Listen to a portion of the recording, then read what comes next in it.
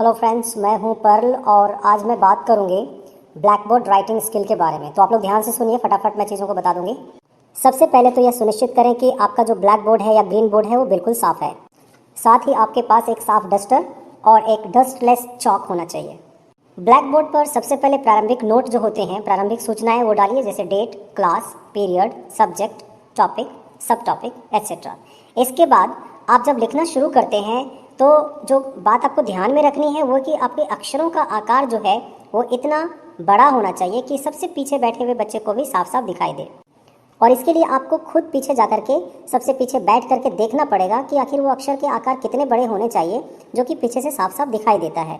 वैसे मैं बता दूं कि 2 इंच के आकार वाले जो अक्षर होते हैं वो 20 कदम की दूरी से भी दिखाई देते हैं।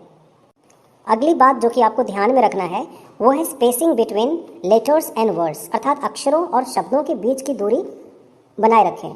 ऐसा नहीं कोई एक अक्षर दूसरे अक्षर से एकदम से इस तरीके से मिला हुआ है या फिर एक शब्द दूसरे शब्द के साथ इस तरीके से मिल जा रहे हैं कि साफ साफ पढ़ने में नहीं आ रहे हैं। आपके लेखन में सफाई और स्पष्टता होनी चाहिए।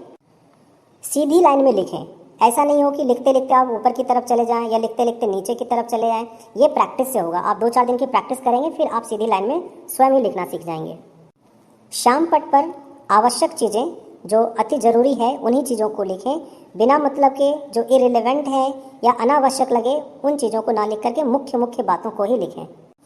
ब्लैक बोर्ड में आप पार्टीशन कर सकते हैं, 2 पार्ट या 3 पार्ट में डिवाइड कर सकते हैं और क्रमबद्धता के साथ आप उसमें लिख सकते हैं। पहले फर्स्ट पोर्शन में, फिर सेकंड पोर्शन में, फिर थर्ड पोर्शन, अर्थात फर्स्ट पार्टीशन के ऊपर से नीचे तक लिखिए, फिर दूसरे पोर्शन में जाइए, ऊपर से नीचे लिखिए, फिर थर्ड पोर्शन में लिखिए। इससे होगा कोई के लेट अगर आता है या कोई सुपरवाइजर आपको सुपरवाइज करने के लिए जाता है तो आपने क्या कुछ काम करवाया, अभी तक क्या कुछ पढ़ाया है वो ब्लैक बोर्ड को देख करके साफ साफ पता चल जाए। ग्रामर अर्थात स्पेलिंग और पंक्चुएशन का विशेष ध्यान रखें। मुख्य बिंदुओं का सही क्रम रखें।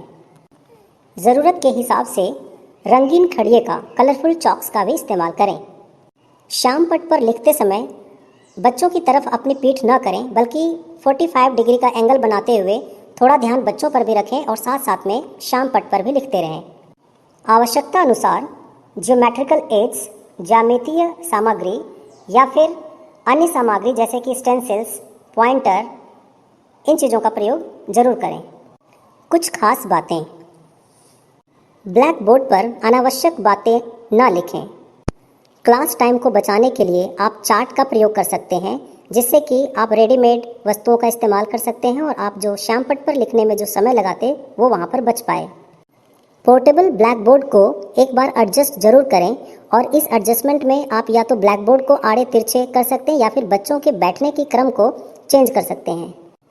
यदि प्रकाश, दूरी या आई साइट में कमजोरी की वजह से आपके ब्लैक बोर्ड पर लिखे हुए अक्षर नहीं दिखाई दे रहे हैं तो इसके बारे में भी सोचें और इसका समाधान निकालें।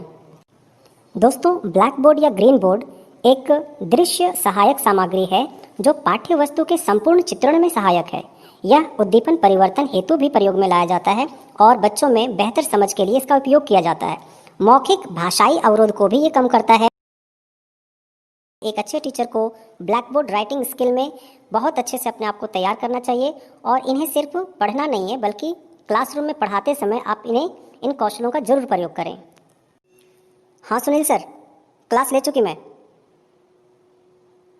हाँ अच्छा, हाँ मैं बोल देती हूँ। एडुप्लांट नाम का चैनल है सुनील सर का, तो वो आप लोग प्लीज़ देखा करिए, आपके लिए यूज़फुल हैं वो, उसमें जो वीडियोज़ हैं।